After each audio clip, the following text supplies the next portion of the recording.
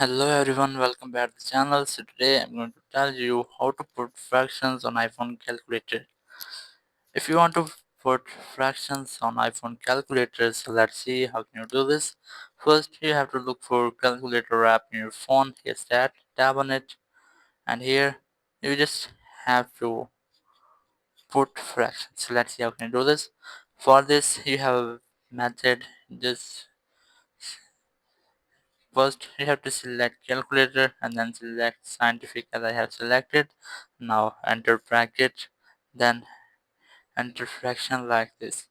Yes, you have to enter 5 over 6. Basically, it's 5 over 6 in fraction form, but there is no built-in function to enter fractions, so you just have to do this step to enter fraction. So then enter multiply, now enter one other fraction, let's say 2 over 6, then close it and then collect, and here you can see there the answer of multiple of two fractions.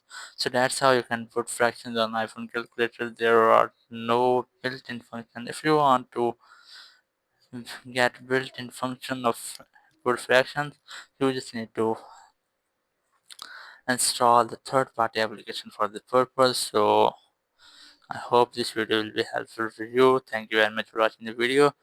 Until next video, bye bye.